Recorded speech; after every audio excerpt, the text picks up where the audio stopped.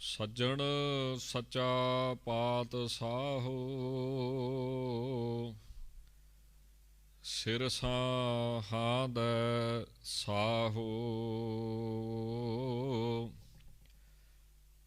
ਜਿਸ ਪਾਸ ਬੈਠਿਆ ਸੋਹੀਐ, ਸਭਨਾ ਦਾ ਵੇਸਾਹੋ। ਪ੍ਰਵਾਨ ਕਰੋ ਜੀ। ਵਾਹਿਗੁਰੂ ਜੀ ਕਾ ਖਾਲਸਾ, ਵਾਹਿਗੁਰੂ ਜੀ ਕੀ ਫਤਿਹ। ਧੰਨ ਬਾਬਾ ਜਵਾਹਰ ਦਾਸ ਜੀ ਮਹਾਰਾਜ ਤਿਨਾਂ ਦੇ ਪਵਿੱਤਰ ਸਥਾਨ ਉੱਪਰ ਕਲਯੁਗ ਕੇ ਬੋਹਿਥ ਜੁਗੋ ਜੁਗ ਅਟਲ, ਚਵਰ ਛਤਰ ਤਖਤ ਦੇ ਮਾਲਕ ਸਾਹਿਬ ਸ੍ਰੀ ਗੁਰੂ ਗ੍ਰੰਥ ਸਾਹਿਬ ਜੀ ਮਹਾਰਾਜ ਸਤਿਗੁਰਾਂ ਦੀ ਪਾਵਨ ਪਵਿੱਤਰ ਹਜ਼ੂਰੀ ਅੰਦਰ ਸਤਸੰਗ ਕਰਨ ਦਾ ਸੁਭਾਗ ਪ੍ਰਾਪਤ ਹੋ ਰਿਹਾ ਹੈ। ਆਓ ਬੜੇ ਪ੍ਰੇਮ ਦੇ ਨਾਲ ਧੰਨ ਗੁਰੂ ਗੋਬਿੰਦ ਸਿੰਘ ਮਹਾਰਾਜ ਜੀ ਦੀ ਪਵਿੱਤਰ ਬਾਣੀ ਸ੍ਰੀ ਜਾਪ ਸਾਹਿਬ ਜੀ ਦੀ ਵਿਚਾਰ ਕਰਨ ਦਾ ਯਤਨ ਕਰੀਏ। ਸਤਿਗੁਰੂ ਜੀ ਕਿਰਪਾ ਕਰਦੇ ਹੋਏ, ਮਿਹਰ ਕਰਦੇ ਹੋਏ ਆਪਣੀ ਪਾਵਨ ਪਵਿੱਤਰ ਬਾਣੀ ਅੰਦਰ ਉਸ ਵਾਹਿਗੁਰੂ ਪਰਮੇਸ਼ਰ ਜੀ ਦੀ ਉਸਤਤ ਸਿਫਤ ਸਲਾਹ ਕਰ ਰਹੇ ਹਨ ਔਰ ਸਾਨੂੰ ਸਾਰਿਆਂ ਨੂੰ ਪਵਿੱਤਰ ਉਪਦੇਸ਼ ਦੇ ਰਹੇ ਨੇ ਕਿ ਉਸ ਵਾਹਿਗੁਰੂ ਜੀ ਦੀ ਜਿਹੜੀ ਸਿਫਤ ਹੈ, ਸਲਾਹ ਹੈ, ਉਹ ਪ੍ਰੇਮ ਸਤਿਕਾਰ ਦੇ ਨਾਲ ਕਰਨ ਦਾ ਯਤਨ ਕਰਨਾ ਚਾਹੀਦਾ ਹੈ। ਤਾਂ ਆਪ ਸਾਰੀਆਂ ਸੰਗਤਾਂ ਕਿਰਪਾ ਕਰਦੇ ਹੋਏ ਪਾਵਨ ਪਵਿੱਤਰ ਵਿਚਾਰ ਸ਼ਰਵਣ ਕਰਨ ਦਾ ਯਤਨ ਕਰਿਓ। ਧੰਨ ਗੁਰੂ ਗੋਬਿੰਦ ਸਿੰਘ ਮਹਾਰਾਜ ਫਰਮਾਉਂਦੇ ਨੇ, ਸਤਨਾਮ ਸ੍ਰੀ ਵਾਹਿਗੁਰੂ ਸਾਹਿਬ ਜੀਓ। ਨਮੋ ਚੰਦਰ ਚੰਦਰੇ। ਹੇ ਅਕਾਲ ਪੁਰਖ ਜੀ, ਆਪ ਜੀ ਚੰਦਰਮਾ ਦੇ ਵਿੱਚ ਚੰਦਰਮਾ ਰੂਪ ਹੋ, ਕਿਉਂਕਿ ਚੰਦ ਧਾਤੂ ਜਿਹੜੀ ਹੈ ਸੰਸਕ੍ਰਿਤ ਦੀ, ਇਹਦਾ ਅਰਥ ਹੈ ਪ੍ਰਕਾਸ਼, ਤੇ ਪੰਜਾਬੀ ਦੇ ਵਿੱਚ ਆਪਾਂ ਚੰਦਰਮਾ ਕਹਿ ਦਿੰਦੇ ਆ। ਅਰਥ ਹੋਰ ਵੀ ਬੜੇ ਨੇ, ਚੰਦਰਾ ਕਹਿ ਦਿੰਦੇ ਆ, ਦੁਖਦਾਈ ਕਹਿ ਦਿੰਦੇ ਆ। ਚੰਦਰਾ ਭਾਵ ਖੋਟਾ ਪੁਰਸ਼। ਮਹਾਂਪੁਰਸ਼ਾਂ ਨੇ ਆਪ ਆਪਣੀ ਬੁੱਧ ਹੈ ਜੇਤੀ, ਵਰਨਤ ਭਿੰਨ ਭਿੰਨ ਤੋਹੇ ਤੇਤੀ, ਪਰ ਨਿਚੋੜ ਤੇ ਇਹ ਹੈ ਵੀ ਤੁਮਰਾ ਲਖਾ ਨਾ ਜਾਏ ਪਸਾਰਾ, ਕਿਹ ਵਿਦ ਸਜਾ ਪ੍ਰਥਮ ਸੰਸਾਰਾ। ਮੱਛੀ ਸਮੁੰਦਰ ਦਾ ਆਨੰਦ ਤੇ ਮਾਣ ਸਕਦੀ ਹੈ ਜਿੰਨਾ ਡੂੰਘਾਈ 'ਚ ਜਾਵੇ, ਪਰ ਅੰਤ ਨਹੀਂ ਪਾ ਸਕਦੀ। ਅਸਮਾਨ ਦੇ ਵਿੱਚ ਪੰਛੀ ਜਿੰਨਾ ਖੰਭਾਂ ਦੇ ਵਿੱਚ ਵਾਹਿਗੁਰੂ ਨੇ ਬਲ ਦਿੱਤਾ, ਉੱਡ ਤੇ ਸਕਦਾ ਹੈ, ਆਨੰਦ ਲੈ ਸਕਦਾ ਹੈ, ਪਰ ਅੰਤ ਨਹੀਂ ਪਾ ਸਕਦਾ। ਇਸੇ ਤਰ੍ਹਾਂ ਸਤਿਗੁਰਾਂ ਦੀ ਬਾਣੀ ਜਿਹੜੀ ਹੈ, ਇਹ ਧੁਰਕੀ ਬਾਣੀ ਹੈ, ਤੇ ਇਹਨੂੰ ਦੁਨਿਆਵੀ ਸ਼ਬਦਾਂ ਦੇ ਵਿੱਚ ਕੋਈ ਕਿੰਨਾ ਕੁ ਬਿਆਨ ਕਰ ਸਕਦਾ। ਇਹ ਬੇਅੰਤ ਹੈ, ਇਹਦਾ ਕੋਈ ਅੰਤ ਨਹੀਂ ਪਾ ਸਕਦਾ ਹੈ। ਸੋ ਮਹਾਂਪੁਰਸ਼ਾਂ ਨੇ ਬੜੇ ਬੜੇ ਅਰਥ ਕੀਤੇ ਨੇ। ਆਓ ਉਹਨਾਂ ਅਰਥਾਂ ਦੇ ਵਿੱਚੋਂ ਕੁਝ ਨਾ ਕੁਝ ਸਤਿਗੁਰੂ ਜੀ ਦੀ ਕਿਰਪਾ ਸਦਕਾ ਕਰਨ ਦਾ ਯਤਨ ਕਰੀਏ। ਹੇ ਅਕਾਲ ਪੁਰਖ ਜੀ, ਆਪ ਨਮੋ ਚੰਦਰ ਚੰਦਰੇ, ਚੰਦਰਮਾ ਦੇ ਵਿੱਚ ਚੰਦਰਮਾ ਰੂਪ। ਕਿਉਂ ਚੰਦਰਮਾ ਆਪਣੇ ਆਪ ਕੀ ਕਰੇਗਾ? ਦੁਨੀਆ ਦੀ ਹਰ ਵਸਤੂ ਆਪਣੇ ਆਪ ਕੀ ਕਰ ਸਕਦੀ ਹੈ? ਉਹਦੇ ਵਿੱਚ ਕੋਈ ਬੈਠਾ ਹੋਇਆ ਵਾ ਜਿਹੜਾ ਕਰਾਉਂਦਾ ਪਿਆ ਹੈ, ਕਰਦਾ ਪਿਆ ਹੈ। ਤਾਂ ਜਿਹੜਾ ਚੰਦਰਮਾ ਦੇ ਵਿੱਚ ਚੰਦਰਮਾ ਰੂਪ ਹੋ ਕੇ ਬੈਠਾ ਹੈ, ਉਸ ਪਰਮੇਸ਼ਰ ਤਾਈਂ ਮਹਾਰਾਜ ਕਹਿੰਦੇ ਨਮਸਕਾਰ ਹੈ। ਜਿਵੇਂ ਸਤਿਗੁਰੂ ਜੀ ਬਾਣੀ 'ਚ ਫਰਮਾਉਂਦੇ ਨਾ, ਆਪੇ ਸੱਸ ਸੂਰਾ पूरो पूरा, आपे ज्ञान ध्यान गुर सूरा, काल जाल जम जोहे ना साकै, साचे स्यों लिवलाई हे। जां फिर नमो चंद्र चंद्रे। हे अकाल पुरख जी, हुण चंद्र धातु का अर्थ की आ? प्रकाश। ते एक चंद्र का अर्थ जे चंद्रमा कर दईए तो दूजे चंद्र का अर्थ कर दईए प्रकाश, तो चंद्रमा नूं भी चानण देण वाला, प्रकाश देण वाला। पहला अर्थ तो महापुरुषां कीता ना भी चंद्रमा दे विच जिहड़ा चंद्रमा रूप आ, नेत्रां दे विच नेत्र रूप है, सुणन शक्ति विच सुणन शक्ति रूप है। दूसरा अर्थ महापुरुष की करते ने भी जिहड़ा चंद्रमा नूं भी चंद्र चानण देण वाला है, प्रकाश देण वाला है। दसवें पातशाह कहते ना भी ये चंद्रमा सूरज ये वाहिगुरू की शक्ति के नाल ही चमकते पे। भू मेर आकाश निवास शितंग रच रोज एकादश चंद्र बृतंग। हुण अगली पंक्ति बड़ी कमाल दी, दुत चंद दनीसै दीप दई, जे पावक पौन प्रचंड बई। चंद्रमा नूं किन्ने दुत दिती है? दिनियर नूं किन्ने तो अपने प्रकाश दिता है, चमक दिती है। सूरज नूं किन्ने दिती है? दुत चंद दनीसह दीप दई। आओ जिहड़ा वाहिगुरू परमेश्वर चंद्रमा नूं भी चानण देण वाला है, उहदे ताई नमो नमस्कार है। ते पंजाबी च चंद्रमा का अर्थ की हो गया? चंद्रा। आपां कह दिंदे ना चंद्रा, खोटे पुरुष। हुण इहदा अर्थ की बनिया? नमो चंद्र चंद्रे। भी जिहड़े चंद्रे लोग ने ना, पापी लोग ने, खोटे पुरुष ने, माड़े बंदे ने, उन्हां नूं फिर चंद्र मैने भयानक क्रूर वो की आ मौत हो के टक्करदा है, उन्हां दा अंत करदा है। भयानक स्वरूप जमदूत रूप हो के सजा दिंदा है। जिवें गुरबाणी दे विच आउंदा, पापी कर्म कमावदे करदे हाए हाए, नानक ज्यों मथन माधाणियां त्यों मथे धरम राए। तां ऐसा वाहिगुरू जिहड़ा खोटे पुरशां नूं चंद्र क्रूर ते भयानक मौत बन के, मौत रूप हो के, जमदूत रूप हो के, धर्मराज रूप हो के टक्करदा है, हिसाब लैंदा है, लेखा लैंदा है। ऐसे वाहिगुरू जी दे ताई नमस्कार है। दसवें पातशाह दीयां जिहड़ियां ये तुकां ने, इन्हां दा सौखा जिहा भाव ये है, अगे भी आउणगियां भी नमो भान भाने, जां नमो तेज तेजे, नमो युद्ध युद्धे समाप्ति ते जाके। इन्हां सारियां दा भाव ये है भी हर चीज़ का बीज परमात्मा, हर चीज़ परमात्मा तो पैदा हुई है। इस करके चंद्रमा च चंद्रमा रूप है, सूरज च सूरज रूप है, तेज तेज रूप है, युद्ध च युद्ध रूप है, हनेरा भी तो उतों ही पैदा होया। इस करके नमो अंधकारे, हनेरे का बीज भी तो वही है ना। हर वस्तु का बीज ही परमात्मा है। इस करके जिवें योगी अल्लाह यार खां कहंदा ना भी जिधर भी मैं देखदा मैनू गुरु गोबिंद सिंह महाराज दे दर्शन हुंदे। हर वस्तु दे विच तसल्ला तेरी याद का सूबसू है, जिधर भी देखता हूं उधर तू ही तू है। वो तो इत्थों तक भी कह जाता है मुसलमान है, वो तो इत्थों तक भी कह दिंदा दीदारे खुदा गर नहीं देखा तूने, गोबिंद सिंह को देखो हू बहू है। जे रब नहीं वेख्या तो दसवें पातशाह देख, हू बहू रब ही आण के बैठा है। जिवें श्रीमान भाई नंद लाल सिंह जी महाराज कहते ना, रूह हर जिस्म गुरु गोबिंद सिंह, रूह हर दर जिस्म गुरु गोबिंद सिंह। हर जिस्म दे विच जिहड़ी रूह है दर अंदर, वो श्री गुरु गोबिंद सिंह ही है, होर कौन है।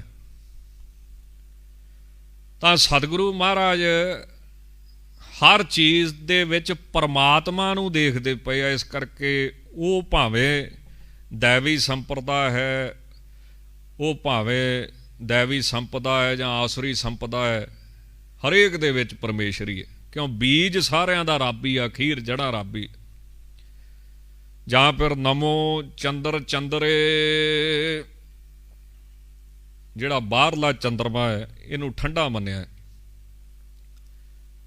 ਪਰ ਇਹ ਇੰਨਾ ਠੰਡਾ ਵੀ ਨਹੀਂ ਆ ਵੀ ਕਿਸੇ ਦਾ ਹਿਰਦਾ ਠੰਡਾ ਕਰਦੇ, ਠਾਰ ਕਰਦੇ।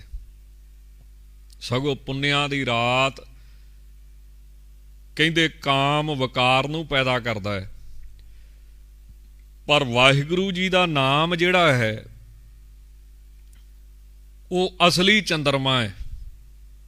ਉਹ ਚੰਦਰਮਾ ਦਾ ਵੀ ਚੰਦਰਮਾ ਕੀ ਆ? ਵਾਹਿਗੁਰੂ ਜੀ ਦਾ ਨਾਮ। ਐਸੇ ਨਾਮ ਸਰੂਪ ਵਾਹਿਗੁਰੂ ਜੀ ਨੂੰ ਮਹਾਰਾਜ ਕਹਿੰਦੇ ਨਮੋ ਨਮਸਕਾਰ ਹੈ। ਚੰਦਨ ਚਾਂਦਨਾ ਸਰਦ ਰੁੱਤ, ਮੂਲ ਨਾ ਮਿਟਹੀ ਕਾਮ, ਸੀਤਲ ਥੀਵੈ ਨਾਨਕਾ, ਜਪੰਦੜੋ ਹਰ ਨਾਮ। ਰੱਬ ਦੇ ਪਿਆਰਿਆਂ ਨੂੰ ਹਰ ਚੀਜ਼ 'ਚ ਹੀ ਰੱਬ ਹੀ ਦਿਖਦਾ ਹੈ। ਆਪਾਂ ਨੂੰ ਤੇ ਜਿੱਥੇ ਰੱਬ ਹੈ, ਗੁਰਦੁਆਰਾ ਜਾਂ ਗੁਰਬਾਣੀ, ਉਹ 'ਚ ਵੀ ਨਹੀਂ ਦਿਖਦਾ, ਪਰ ਰੱਬ ਦੇ ਪਿਆਰਿਆਂ ਨੂੰ ਹਰ ਵਸਤੂ 'ਚ ਹੀ ਰੱਬ ਦਿਖਦਾ ਹੈ।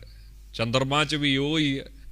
ਹੁਣ ਅੱਗੇ ਫਿਰ ਕਹਿੰਦੇ ਮਹਾਰਾਜ ਸੱਚੇ ਪਾਤਸ਼ਾਹ, ਨਮੋ ਭਾਨ ਭਾਨੇ। ਭਾਨ ਕਹਿੰਦੇ ਸੂਰਜ ਨੂੰ, ਤੇ ਭਾਨ ਕਹਿੰਦੇ ਪ੍ਰਕਾਸ਼ਣ ਨੂੰ। ਹੁਣ ਸੂਰਜ ਦੇ ਵਿੱਚ ਸੂਰਜ ਰੂਪ ਹੋ ਕੇ ਕਿਹੜਾ ਪ੍ਰਕਾਸ਼ ਰਿਹਾ ਹੈ? ਸੂਰਜ ਦੇ ਵਿੱਚ ਕੌਣ ਬੈਠਾ ਹੈ? ਤਾਂ ਹਰ ਵਸਤੂ ਦੇ ਵਿੱਚ ਵਾਹਿਗੁਰੂ ਹੈ। ਐਸੇ ਵਾਹਿਗੁਰੂ ਦੇ ਤਾਂ ਹੀ ਨਮੋ ਮਹਾਰਾਜ ਕਹਿੰਦੇ ਨਮਸਕਾਰ ਹੈ। ਜਿਵੇਂ ਗੁਰਬਾਣੀ ਵਿੱਚ ਵੀ ਸੱਚੇ ਪਾਤਸ਼ਾਹ ਕਹਿੰਦੇ ਨਾ, ਵਾਹੋ ਵਾਹੋ ਕਾ ਵੱਡਾ ਤਮਾਸ਼ਾ। ਵਾਹਿਗੁਰੂ ਦੀ ਖੇਡ ਨਹੀਂ ਕੋਈ ਸਮਝ ਸਕਦਾ ਹੈ। ਆਪੇ ਹੱਸੈ ਆਪ ਹੀ ਚਿਤਵੈ, ਆਪੇ ਚੰਦ ਸੂਰ ਪ੍ਰਗਾਸਾ। ਆਪ ਹੀ ਚੰਦਰਮਾ ਤੇ ਸੂਰਜ ਵਿੱਚ ਪ੍ਰਕਾਸ਼ ਰਿਹਾ ਹੈ। ਦੁਨੀਆ ਦੇ ਲੋਕੋ, ਚੰਦਰਮਾ ਦੇ ਵਿੱਚ ਚੰਦ ਬਣ ਕੇ ਚਾਨਣ ਦੇ ਰਿਹਾ ਹੈ ਤੇ ਸੂਰਜ ਵਿੱਚ ਸੂਰਜ ਬਣ ਕੇ ਪ੍ਰਕਾਸ਼ ਦੇ ਰਿਹਾ। ਗੁਰਬਾਣੀ ਕਹਿੰਦੀ ਉਹ ਵਾਹਿਗੁਰੂ ਹੈ, ਪਰ ਸਮਝੂ ਕੋਈ ਵਿਰਲਾ ਹੀ ਵਾਹੋ ਵਾਹੋ ਕਾ ਵੱਡਾ ਤਮਾਸ਼ਾ। ਇਸ ਖੇਡ ਨੂੰ ਕੋਈ ਵਿਰਲਾ ਹੀ ਸਮਝੇਗਾ।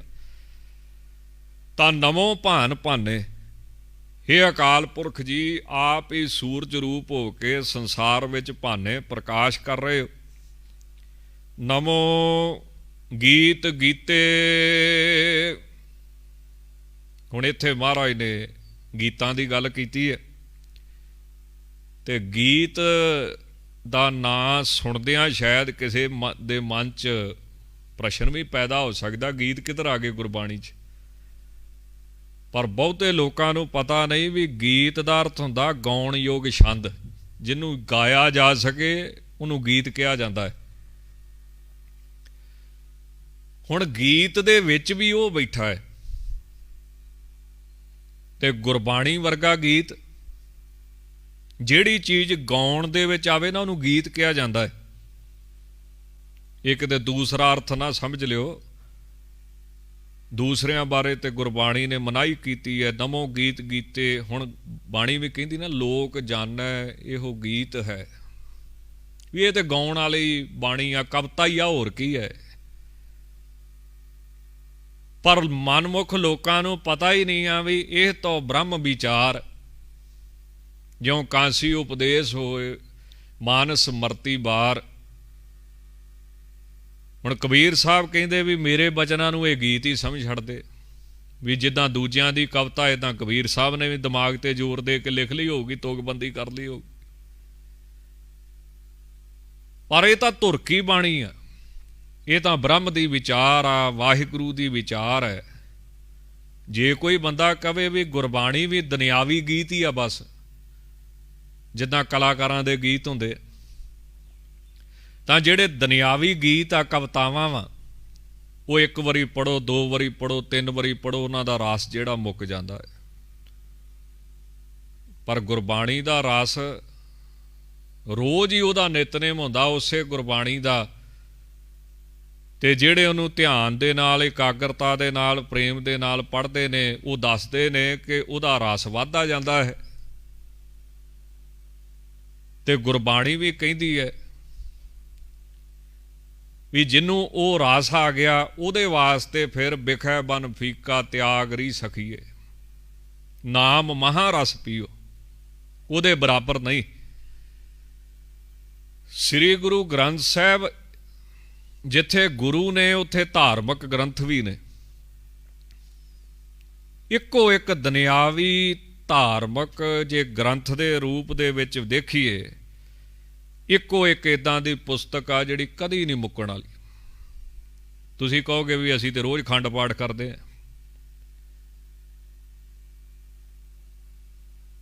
ਤੇ ਇਸ ਵਜੇ ਆਰੰਭ ਹੁੰਦਾ, ਇਸ ਵਜੇ ਮੱਧ ਲੱਗਦਾ, ਇਸ ਵਜੇ ਭੋਗ ਪੈ ਜਾਂਦਾ। ਨਹੀਂ, ਇਹ ਗੱਲ ਨਹੀਂ। ਇਹਦਾ ਜਿਹੜਾ ਰਾਸ ਹੈ ਉਹ ਜਦੋਂ ਤੁਸੀਂ ਦੁਬਾਰਾ ਪੜ੍ਹੋਗੇ ਫੇਰ ਨਵਾਂ, ਉਤੋਂ ਵੀ ਸੋਹਣਾ ਤੇ ਉਤੋਂ ਵੀ ਵਧੀਆ। ਫਿਰ ਤੁਸੀਂ ਦੁਬਾਰਾ ਇਹਦਾ ਪਾਠ ਕਰੋਗੇ ਫੇਰ ਨਵਾਂ। ਇੱਕੋ ਇੱਕ ਦੁਨੀਆ ਦੀ ਧਾਰਮਿਕ ਗੁਰੂ ਵੀ ਤੇ ਪੁਸਤਕ ਵੀ ਗ੍ਰੰਥ ਵੀ ਇੱਦਾਂ ਦਾ ਹੈ ਜਿਹੜਾ ਕਦੀ ਮੁੱਕਣ 'ਚ ਨਹੀਂ ਆਉਂਦਾ। ਜਦੋਂ ਸ਼ੁਰੂ ਕੀਤਾ ਉਦੋਂ ਕੁਝ ਨਾ ਕੁਝ ਨਵਾਂ। ਤਾਂ ਇਸ ਕਰਕੇ ਗੁਰਬਾਣੀ ਜਿਹੜੀ ਆ ਇਹ ਗੀਤਾਂ ਦਾ ਵੀ ਗੀਤ ਆ।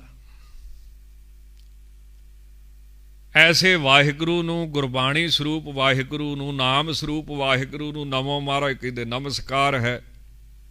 ਕਿਉਂ ਸਤਿਗੁਰੂ ਕਹਿੰਦੇ ਨਾ, ਬਾਣੀ ਤਾਂ ਗਾਵੋ ਗੁਰੂ ਕੇਰੀ ਬਾਣੀਆਂ ਸਰਬਾਣੀ। ਕਿਉਂ ਗੀਤ ਦਾ ਅਰਥ ਹੁੰਦਾ ਜਿਹੜਾ ਗਾਉਣ ਚ ਆਵੇ, ਗਾਉਣ ਯੋਗ ਛੰਦ। ਜਾਂ ਫਿਰ ਨਮੋ ਗੀਤ ਗੀਤੇ, ਜੇ ਦੁਨਿਆਵੀ ਤੌਰ ਤੇ ਵੀ ਅਰਥ ਕੀਤਾ ਜਾਵੇ ਤੇ ਹਰ ਬੰਦੇ ਦੇ ਵਿੱਚ ਕੌਣ ਬੈਠਾ ਹੈ? ਤਾਂ ਜਿਹੜਾ ਗੀਤ, ਗੀਤਾਂ ਦੇ ਗਾਉਣ ਵਾਲਿਆਂ ਵਿੱਚ ਵੀ ਗੀਤੇ ਗੀਤ ਨੂੰ ਗਾਉਂਦਾ ਪਿਆ ਹੈ। ਚੇਤਨ, ਆਤਮਾ, ਰੂਹ ਜਿਹੜੀ ਨਿਕਲ ਗਈ। ਤੇ ਗੁਰਬਾਣੀ ਵਿੱਚ ਜਿਵੇਂ ਮਹਾਰਾਜ ਕਹਿੰਦੇ ਆ ਨਾ ਵੀ ਬਾਬਾ ਬੋਲਤੇ ਤੇ ਕਹਾਂ ਗਏ, ਦੇਹੀ ਕੇ ਸੰਗ ਰਹਤੇ, ਸੁਰਤੇ ਮਾਹੇ ਜੋ ਨਿਰਤੇ ਕਰਤੇ, ਕਥਾ ਵਾਰਤਾ ਕਹਤੇ। ਉਹ ਗਾਉਣ ਵਾਲਾ ਕਿੱਥੇ ਚਲੇ ਗਿਆ ਵਿੱਚੋਂ? ਉਹ ਜੋਗੀ ਜੀ ਵਜਾਉਣ ਵਾਲੇ ਬੜੀ ਸੋਹਣੀ ਕਿੰਗਰੀ ਵਜਾਉਂਦੇ ਸੀ, ਕਿੱਥੇ ਚਲੇ ਗਏ? ਜਿਵੇਂ ਗੁਰਬਾਣੀ ਦੇ ਵਿੱਚ ਲਿਖਿਆ ਹੈ। ਤਾਂ ਗੀਤ ਦੇ ਗਾਉਣ ਦੇ ਵਿੱਚ ਗੀਤੇ ਗਾਉਣ ਵਾਲਾ ਜਿਹੜਾ ਪਰਮੇਸ਼ਰ ਹੈ, ਜਿਹਦੇ ਕਰਕੇ ਸਾਰੀ ਕਿਰਿਆ ਹੁੰਦੀ ਹੈ। ਅੱਖਾਂ ਦੇਖਦੀਆਂ ਨੇ, ਕੰਨ ਸੁਣਦੇ ਨੇ, ਜ਼ੁਬਾਨ ਬੋਲਦੀ ਹੈ, ਪੈਰ ਚੱਲਦੇ ਨੇ, ਹੱਥ ਪਕੜਦੇ ਨੇ, ਉਹਦੀ ਗੱਲ ਕਰਦੇ ਪਏ ਹਨ। ਤਾਂ ਉਹ ਵਾਹਿਗੁਰੂ ਪਰਮੇਸ਼ਰ ਦੇ ਤਾਂ ਹੀ ਮਹਾਰਾਜ ਕਹਿੰਦੇ ਨਮਸਕਾਰ ਹੈ। ਤੁਸੀਂ ਹੈਰਾਨ ਹੋਵੋਗੇ, ਇਹ ਤਾਂ ਗੀਤਾਂ ਦੀ ਗੱਲ ਹੀ ਆਈ ਆ ਨਾ, ਅੱਗੇ ਨੱਚਣ ਦੀ ਗੱਲ ਵੀ ਆਉਣੀ ਆ। ਪਤਾ ਤੇ ਉਦੋਂ ਲੱਗਣਾ ਨਮੋ ਨ੍ਰਿਤ ਨ੍ਰਿਤੇ। ਤਾਂ ਗੀਤ ਦਾ ਦੂਜਾ ਅਰਥ ਹੁੰਦਾ ਜਸ, ਵਡਿਆਈ। ਤੇ ਗੀਤ ਦਾ ਤੀਜਾ ਅਰਥ ਹੁੰਦਾ ਗਾਇਨ ਕਰਨਾ। ਤਾਂ ਮਹਾਰਾਜ ਸੱਚੇ ਪਾਤਸ਼ਾਹ ਕੀ ਕਹਿੰਦੇ ਨੇ? ਨਮੋ ਗੀਤ ਗੀਤੇ। ਗੀਤ ਮੈਨੇ ਜਸ, ਜਸ ਦੇ ਵਿੱਚ ਗੀਤੇ ਜਸ ਰੂਪ। ਹਰ ਚੀਜ਼ ਦਾ ਬੀਜ ਕੀ ਆ? ਵਾਹਿਗੁਰੂ। ਹਰ ਚੀਜ਼ ਦੇ ਵਿੱਚ ਕੌਣ ਬੈਠਾ ਹੈ? ਬ੍ਰਹਮ ਗਿਆਨੀਆਂ ਦੀ ਨਿਗਾਹ ਵਿੱਚ ਹਰ ਥਾਂ ਤੇ ਉਹੋ ਹੀ ਹੈ। ਤਾਂ ਉਸ ਵਾਹਿਗੁਰੂ ਦੇ ਤਾਈਂ ਜਿਹੜਾ ਗੀਤ ਜਸ ਵਿੱਚ ਗੀਤੇ ਜਸ ਰੂਪ, ਉਹਦੇ ਤਾਈਂ ਮਹਾਰਾਜ ਕਹਿੰਦੇ ਨਮਸਕਾਰ ਹੈ। ਦਸਵੇਂ ਪਾਤਸ਼ਾਹ ਦੀ ਬਾਣੀ ਤਾਈਓ ਸਮਝ ਨਹੀਂ ਆਉਂਦੀ। ਬਹੁਤੇ ਮੁਨਕਰ ਕਿਉਂ ਹੋ ਜਾਂਦੇ ਨੇ? ਉਹ ਸੋਚੀ ਪੈ ਜਾਂਦੇ ਨੇ ਵੀ ਦਸਵੇਂ ਪਾਤਸ਼ਾਹ ਕੀ ਲਿਖੀ ਜਾਂਦੇ ਨੇ। ਕਹੂੰ ਬੀਨ ਵਿਦਿਆ, ਕਹੂੰ ਗਾਨ ਗੀਤੰ, ਕਹੂੰ ਮਲੇਸ਼ ਭਾਖਿਆ। ਬਿਲਕੁਲ ਉਲਟ ਅੱਗੇ ਕੀ ਲਿਖਤਾ? ਕਹੂੰ ਵੇਦ ਰੀਤੰ। ਵੇਦ ਤੇ ਕਹਿੰਦੇ ਆ ਮਲੇਸ਼ ਦੇ ਮੱਥੇ ਨਹੀਂ ਲੱਗਣਾ। ਜਿੱਥੋਂ ਤੱਕ ਕਾਲਾ ਹਿਰਨ ਚਰਦਾ ਵਾ, ਇੱਥੋਂ ਤੱਕ ਭਾਰਤ ਦੇਸ਼ ਆ। ਇਹ ਤੋਂ ਅੱਗੇ ਗਏ ਤੇ ਤੁਹਾਡਾ ਧਰਮ ਖਤਮ ਹੋ ਜਾਣਾ ਵਾ। ਹੁਣ ਮਹਾਰਾਜ ਕੀ ਲਿਖਦੇ ਪਏ ਆ? ਕਹੂੰ ਬੀਨ ਵਿਦਿਆ, ਕਹੂੰ ਗਾਨ ਗੀਤੰਗ। ਕਿਤੇ ਗੀਤ ਪਾਉਂਦਾ ਤੇ ਕਹੂੰ ਮਲੇਸ਼ ਭਾਖਿਆ। ਇਹ ਬਿਲਕੁਲ ਹੀ ਉਹਦੇ ਐਂਟੀ ਚੀਜ਼ ਅੱਗੇ ਆ ਗਈ। ਕਹੂੰ ਵੇਦ ਰੀਤੰਗ, ਕਹੂੰ ਨ੍ਰਿਤ ਵਿਦਿਆ, कहूँ नाग बानी कहूँ गारड़ू गूड़ कथे कहानी। ਹੁਣ 10ਵੇਂ ਪਾਤਸ਼ਾਹ ਦੀ ਇਹ ਚੀਜ਼ ਤਾਈਓ ਸਮਝ ਨਹੀਂ ਨਾ ਪੈਂਦੀ ਵੀ ਕਿਤੇ ਤੇ ਤੂੰ ਮਹਾਰਾਜ ਕਹਿੰਦੇ ਕਿਸੇ ਸਰੀਰ 'ਚ ਤੂੰ ਨੱਚਦਾ ਪਿਆ ਵਾਂ, ਕਿਸੇ ਸਰੀਰ 'ਚ ਤੂੰ ਗਾਉਂਦਾ ਪਿਆ ਵਾਂ, ਕਿਸੇ ਸਰੀਰ 'ਚ ਤੂੰ ਲੜਦਾ ਪਿਆ ਵਾਂ, ਕਿਸੇ ਸਰੀਰ ਦੇ ਵਿੱਚ ਤੂੰ ਕੁਝ ਕਰਦਾ ਪਿਆ ਵਾਂ। ਹੁਣ ਮਹਾਰਾਜ ਅੰਦਰ ਦੀ ਗੱਲ ਕਰਦੇ ਨੇ ਤੇ ਬਾਹਰਲੀ ਚੀਜ਼ ਤੇ ਕਿਸੇ ਦੀ ਵੀ ਨਹੀਂ ਰਲਦੀ। ਹਰੇਕ ਦਾ ਕਲਚਰ ਵੱਖਰਾ ਹੈ, ਹਰੇਕ ਦੇ ਰੀਤੀ ਰਿਵਾਜ ਵੱਖਰੇ ਨੇ। ਤਾਂ ਸੱਚੇ ਪਾਤਸ਼ਾਹ ਕਹਿੰਦੇ ਐਸੇ ਵਾਹਿਗੁਰੂ ਦੇ ਤਾਈਂ ਮੇਰੀ ਨਮਸਕਾਰ ਹੈ। ਨਮੋ ਤਾਨ ਤਾਨੇ। ਤਾਨ ਕਹਿੰਦੇ ਆ ਜੀ ਸੁਰਾਂ ਦੀ ਅਰੋਹੀ ਤੇ ਅਵਰੋਹੀ ਨੂੰ। ਇੱਕ ਸੁਰ ਤੋਂ ਉੱਪਰ ਨੂੰ ਜਾਣਾ, ਫਿਰ ਉੱਪਰ ਤੋਂ ਥੱਲੇ ਨੂੰ ਆਉਣਾ, ਜਾਂ ਸੰਗੀਤ ਅਨੁਸਾਰ ਜਿਸ ਮਾਤਰਾ ਤੋਂ ਤਾਲ ਆਰੰਭ ਹੋਵੇ ਉਹਨੂੰ ਸਮ ਕਹਿੰਦੇ ਨੇ, ਗੁਰ ਕਹਿੰਦੇ ਨੇ ਤੇ ਤਾਨ ਕਹਿੰਦੇ ਨੇ। ਉਹਦੇ 3 ਨਾਮ ਸੰਗੀਤ ਮੁਤਾਬਕ ਦੱਸੇ ਗਏ ਨੇ। ਜਾਂ ਇੱਕ ਮਹਾਂਪੁਰਸ਼ ਅਰਥ ਲਿਖਦੇ ਨੇ ਵੀ ਥੋੜ੍ਹੇ ਸਮੇਂ 'ਚ ਅਧਿਕ ਸੁਰਾਂ ਨੂੰ ਗਾਇਆ ਜਾਵੇ, ਵਜਾਇਆ ਜਾਵੇ, ਉਹਨੂੰ ਵੀ ਤਾਨ ਕਹਿ ਦਿੰਦੇ ਨੇ। ਹੇ ਅਕਾਲ ਪੁਰਖ ਜੀ, ਨਮੋ ਤਾਨ ਤਾਨੇ। ਆਪ ਰਾਗ ਦੀ ਤਾਨ ਦੇ ਵਿੱਚ ਤਾਨ ਰੂਪ ਜਿਹੜਾ ਰਾਗਾਂ ਦੀਆਂ ਤਾਨਾਂ ਸੁਣ ਕੇ ਆਨੰਦ ਆਉਂਦਾ ਨਾ, ਜੜ ਚੀਜ਼ਾਂ 'ਚ ਆਨੰਦ ਕਿੱਥੋਂ ਆ ਜਾਣਾ ਸੀ? ਉਹ ਆਨੰਦ, ਉਹ ਰਾਸ ਤੁਸੀਂ ਹੋ। ਕਿਉਂ ਜਿੱਥੇ ਪਰਮਾਤਮਾ ਹੋਊਗਾ ਉੱਥੇ ਰਾਸ ਹੋਵੇਗਾ, ਜਾਂ ਫਿਰ ਉੱਥੇ ਜੀਵਨ ਹੋਵੇਗਾ।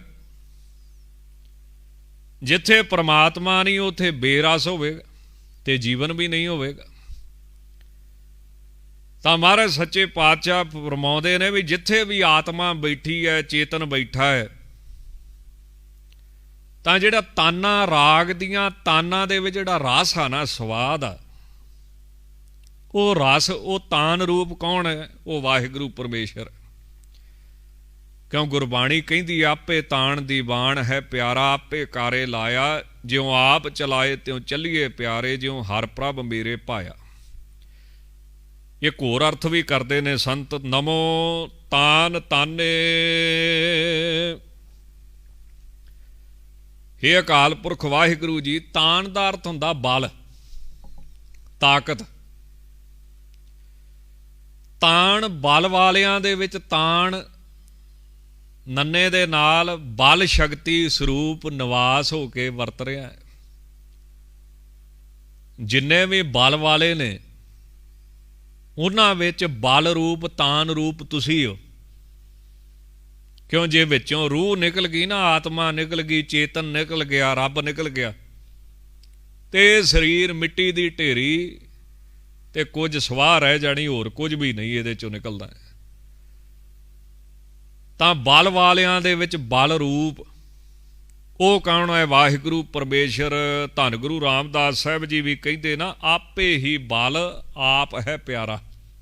ਉਹ ਵਾਹਿਗੁਰੂ ਆਪ ਹੀ ਬਲ ਰੂਪ ਹੈ। ਐਸੇ ਵਾਹਿਗੁਰੂ ਦੇ ਤਾਈਂ ਮਹਾਰਾਜ ਕਹਿੰਦੇ ਨਮਸਕਾਰ ਹੈ। ਇੱਕ ਅਰਥ ਹੋਰ ਵੀ ਕਰਦੇ ਨੇ। ਉਹ ਕੌਣ ਕਰਦੇ ਨੇ? ਆਪਣੇ ਵਿਦਿਆ ਮਾਰਤੰਡ ਪੰਥ ਰਤਨ ਸ਼੍ਰੀਮਾਨ ਸੰਤ ਗਿਆਨੀ ਗੁਰਬਚਨ ਸਿੰਘ ਜੀ ਖਾਲਸਾ ਪਿੰਡਰਾਂ ਵਾਲੇ। ਉਹਨਾਂ ਦਾ ਅਰਥ ਕੀ ਆ? ਨਮੋ ਤਾਨ ਤਾਨੇ। ਉਹ ਹੈ ਭਗਤ ਬਾਣੀ ਦੇ ਅਨੁਸਾਰ ਇਸ ਸੰਸਾਰ ਰੂਪ ਤਾਨ ਤਾਣੇ ਨੂੰ ਤਾਨੇ ਤਣ ਰਿਹਾ। ਕਿਉਂ ਕਬੀਰ ਸਾਹਿਬ ਨੂੰ ਕਿਸੇ ਨੇ, ਉੱਚੀ ਜਾਤ ਵਾਲੇ ਨੇ ਮਖੌਲ ਕਰਤਾ ਸੀ ਨਾ ਵੀ ਤੂੰ ਤੇ ਜਲਾਵਾਂ, ਤੂੰ ਤੇ ਜਲਾਹਾਂ ਹੈ ਤੇ ਗੱਲਾਂ ਤੂੰ ਸੁਣਾਉਣਾ ਸਾਨੂੰ ਰੱਬ ਦੀਆਂ, ਤੇ ਆਪਦੀ ਜਾਤ ਵੇਖ ਜਾ ਕੇ ਗੱਲਾਂ ਕਿੱਡੀਆਂ ਉੱਚੀਆਂ ਕਰਦਾ ਹੈ। ਤੇ ਕਬੀਰ ਸਾਹਿਬ ਨੇ ਅੱਗੋਂ ਆਖਿਆ ਸੀ ਰੱਬ ਵੀ ਜਲਾਇਆ ਹੈ, ਰੱਬ ਵੀ ਜਲਾਇਆ ਹੈ। ਕਿਉਂ? ਉਹਨੇ ਸਾਰਾ ਸੰਸਾਰ ਰੂਪ ਤਾਨ ਤਾਣੇ ਨੂੰ ਤਣਿਆ ਹੋਇਆ। ਇਹ ਸੰਸਾਰ ਕਿਹਨੇ ਬਣਾਇਆ? ਪਰਮੇਸ਼ਰ ਨੇ, ਵਾਹਿਗੁਰੂ ਨੇ। ਤਾਂ ਜਿਵੇਂ ਭਗਤ ਬਾਣੀ ਦੇ ਵਿੱਚ ਆਉਂਦਾ ਨਾ, ਆਸਾ ਸ੍ਰੀ ਕਬੀਰ ਜੀ ਕਾ ਕੋਰੀ ਕੋ ਮਰਮ ਕਾਹੂ ਨਾ ਜਾਨਾ, ਸਭ ਜਗ ਆਨ ਤਨਾਇਓ ਤਾਨਾ। ਤਾਂ ਮਹਾਂਪੁਰਸ਼ ਅਰਥ ਕਰਦੇ ਨੇ, ਹੇ ਅਕਾਲ ਪੁਰਖ ਜੀ, ਆਪ ਜੀ ਸੰਸਾਰ ਰੂਪ ਤਾਣੇ ਨੂੰ ਤਣ ਰਹੇ ਹੋ, बुन रहे हो, बना रहे हो। ये संसार रूपी वस्त्र जिहड़ा है वो आप जी का ही बनाया है। ऐसे वाहिगुरू दे ताई नमस्कार है। आप हैरान होवोगे, धार्मिक ग्रंथां दे विच एक कथा बड़ी सोहनी लिखी हुई है भी एक बारी ब्रह्मा जी भगवान दे दर्शन करन गए। सिक्ख्या बड़ी सोहनी। ते ब्रह्मा जी दे जदों अंदर जाना सी भगवान दे महल च, बैकुंठ च, तां जिहड़ा दरवाजे ते दरवान खलोता सी उहनूं ब्रह्मा जी जाके कहिंदे भगवान नूं कहो भी ब्रह्मा जी आए आ। ब्रह्मा जी दे मन दे विच इह माण हो गया ना भी मैं दुनिया बनाउणा। ते कबीर साहब की कहिंदे आ, कोरी को काहू मरम ना जाना, सब जगान तनायो ताना। ब्रह्मा जी का इरादा सी, भगवान जी का इरादा सी कि मैं बनाउणा। हुण भगवान बड़े कौतकी ने। होया कि भी अंदरों भगवान दरवाजे वाले दरबान नूं कहिंदे, सेवादार नूं कहिंदे भी जाके उन्हां नूं पुछ भी किहड़े ब्रह्मंड दे ब्रह्मा हो, जां सौखा जिहा करिए भी किहड़े धरती दे ब्रह्मा हो। इस ब्रह्मंड च ते करोड़ां धरतियां ने। वो जदों नौकर ने, सेवादार ने जाके आख्या जी भगवान पुछदे आ भी किहड़ी धरती दे ब्रह्मा हो, बस इन्ने जी काम हो गया। निकल गई फूक सारी उत्थे ही। इन्ने जी। हरजू अहंकार ना भावई, अहंकार ना भावई, वेद कूक सुनावे। इत्थे ते करोड़ां ब्रह्मंड एक दूजे नाल जुड़े ने। आए तो साइंस भी मनन लग पई। तां वो अग्गों उल्टा उन्होंने सवाल किया, ठंडे हो गए। कहते जी होर भी ब्रह्मा है। वो फिर अंदर गया भगवान, वो पुछते ने भी होर भी है। तो भगवान कहते लै आ हुण अंदर। तो उन्होंने फिर दिखाया गया 4 मूँह तो लैके 4000 तक भी बैठे, 4000 मूँह वाले भी बैठे। जिन्ने ग्रह उन्ने ही ब्रह्मा। उन्होंने रचन वाले, बनाउण वाले इंजीनियर बैठे ने सारे। तो महाराज कहते परमेश्वर का अंत किसी ने नहीं पाया। कोरी को काहू मरम ना जाना, सब जग आन तनायो ताना। ऐसे वाहिगुरू दे ताई सच्चे पातशाह कहते नमो नमस्कार है। नमो नृत नृते। नृत मैंने नचना, लै तार नाल अंगां दी हरकत, गीत दे हाव भाव नूं प्रगट करना, वो की हो गया नृत। हुण इत्थे कई बंदे जिवें वो गीत वाली पंक्ति आउंदी ना ते काम आपदा कढदे आ, फिर ते गीत सुनने दुनियावी ते बाणी रूपी गीत ना सुनना। जिवें आउंदा ना लाल रंग तिसको लगा, जिवें कईयां नूं लाल रंग दी पग बन्नण दा शौक हुंदा है। ते उन्हां ने फिर अपनी ढाल बनाई हुंदी आ, दवा दव कढ के सुणा दिंदे जी लाल रंग तिसको लगा जिसके वडभागा। पर इत्थे लाल रंग दी पग दा ते मतलब कोई नहीं, इत्थे ते प्रेम अर्थ होया। जां जे किसी ने हसना टप्पना नचना होवे कोई गल नहीं, पर पंक्ति जरूर उन्हां रखी हुंदी आ, नचण कुद्दण मन का चाओ।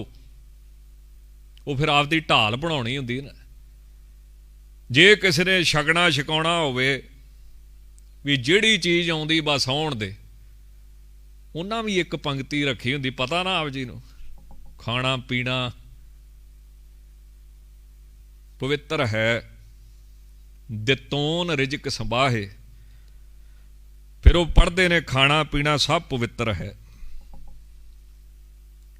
और अगली तुक नहीं पढ़ते दितोन रिजक संभाहे, जिहड़ा रब पहुँचावे वो पवित्र आ, कि जिहड़ा तुसीं लैके आउंदे हो ठेके तो जाके वो भी पवित्र, आप पैसे खर्च के।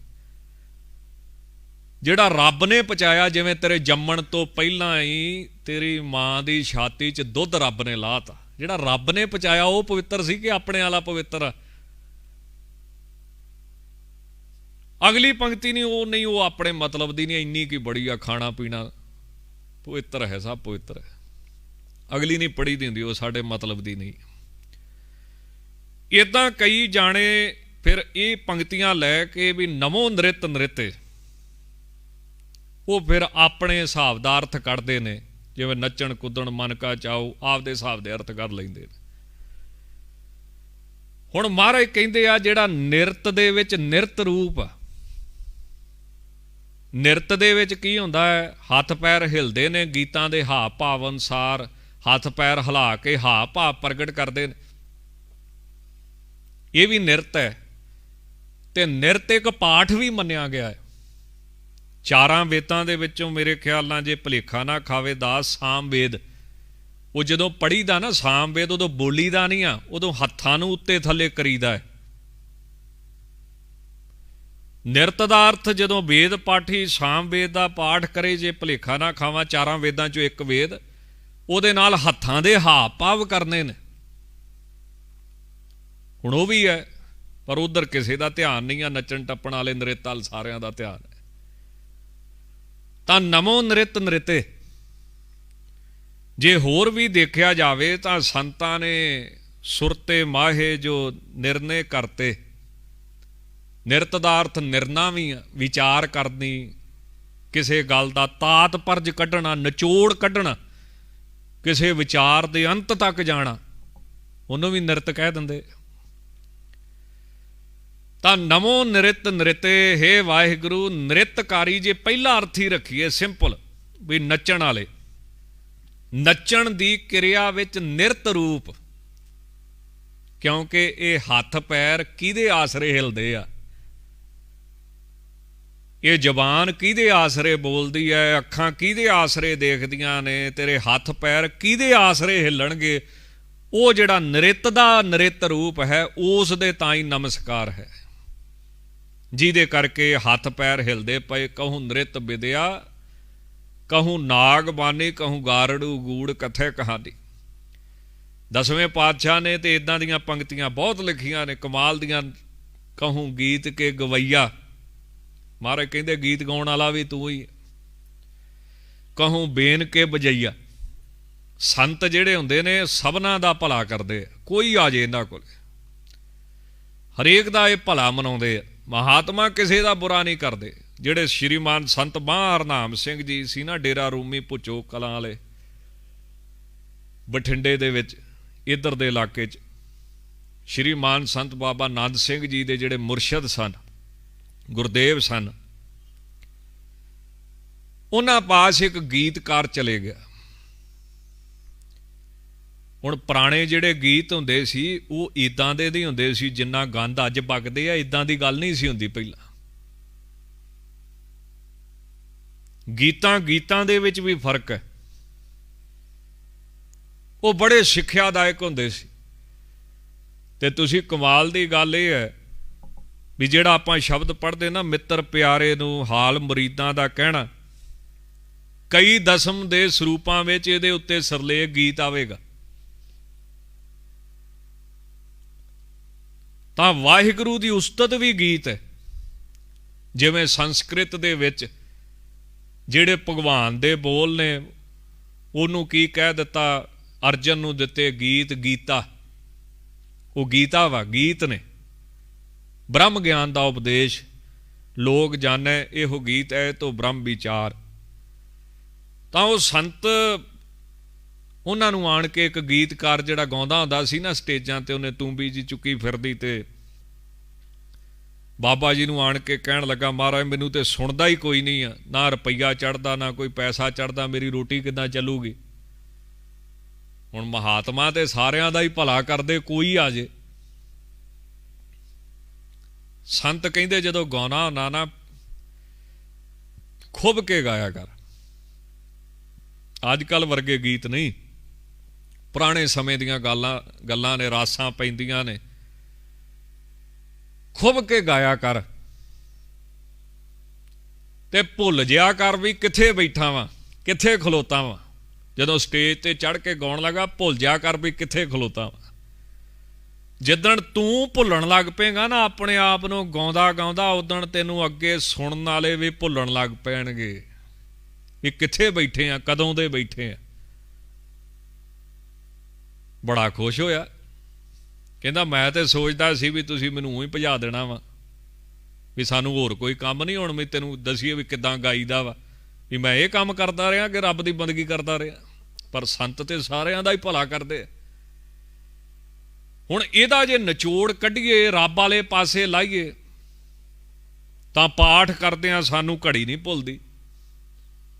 ਕੀਰਤਨ ਕਰਦਿਆਂ ਅਸੀਂ ਘੜੀ ਸਾਹਮਣੇ ਰਖਾਉਣੀ ਹੁੰਦੀ ਆ, ਵੀ ਜੇ 5-10 ਮਿੰਟ ਉੱਤੇ ਥੱਲੇ ਹੋ ਜੇ ਤੇ ਅਗਲਾ ਕਥਾਵਾਚਕ, ਅਗਲਾ ਰਾਗੀ ਜਾਂ ਅਗਲਾ ਪਾਠੀ ਤੇ ਇਦਾਂ ਵੇਖੀਦਾ ਮਹਾਰਾਜ ਦੀ ਤਾਬਿਆ ਬੈਠਾ ਵੀ ਇਹਦੀ ਜਾਨ ਕੱਢਦਾ, ਫੜ ਕੇ ਆਵੇ ਸਹੀ ਮੇਰੇ ਹੱਥ 'ਚ।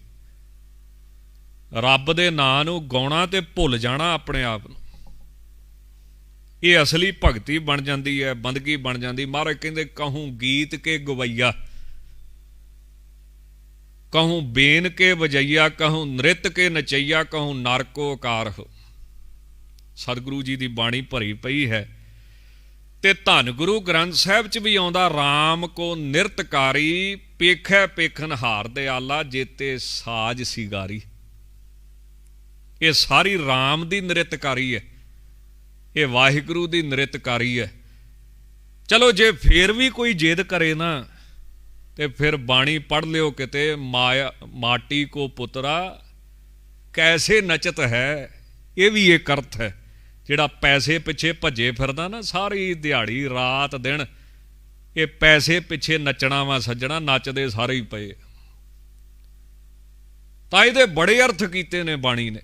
ये जिहड़ा निरत शब्द आ ना, नमो निरत निरते, इहदे बड़े बड़े अर्थ महापुरुषां ने कीते ने, गुरबाणी ने कीते ने। ते असली ਇਹਦਾ ਭਾਵ ਕੀ ਆ ਵੀ ਜਿਹੜਾ ਸਾਡਾ ਸਰੀਰ ਹੈ ਇਹ ਕਿਹਦੀ ਸ਼ਕਤੀ ਤੇ ਹਰਕਤ ਕਰਦਾ ਵਾ। ਜਿਹੜੀ ਸ਼ਕਤੀ ਦੇ ਉੱਤੇ ਹਰਕਤ ਕਰਦਾ ਪਿਆ ਹੈ ਉਹਨੂੰ ਦੇਖਣਾ। ਜਿਵੇਂ ਭਾਈ ਗੁਰਦਾਸ ਸਾਹਿਬ ਮਹਾਰਾਜ ਸੱਚੇ ਪਾਤਸ਼ਾਹ ਕਹਿੰਦੇ ਨਾ, ਸੂਤ ਹੈ, ਕਪਾਹ ਤੋਂ ਸੂਤ ਬਣਿਆ, ਉਹ ਤੋਂ ਤਾਣਾ ਪੇਟਾ, ਤਾਣੇ ਪੇਟੇ ਤੋਂ ਕੱਪੜਾ। ਹੁਣ ਜਦੋਂ ਉਹ ਕੱਪੜਾ ਬਣ ਗਿਆ ਤੇ ਉਹਦੇ ਕਈ ਨਾਂ ਹੋ ਗਏ, ਖਾਸਾ, ਮਲਮਲ, ਸ੍ਰੀ ਸਾਫ, ਤਨ ਸੁਖ, ਮਨ ਨੂੰ ਭਾਉਣ ਵਾਲਾ। ਪਰ ਸਿਆਣੇ ਬੰਦੇ ਨੂੰ ਪਤਾ ਹੈ ਵੀ ਵਿੱਚ ਕੱਪੜਾ ਹੀ ਆਪਣੇ ਕੀ ਹੈ, ਆਪਣੇ ਕਪਾਹ ਹੀ ਹੈ।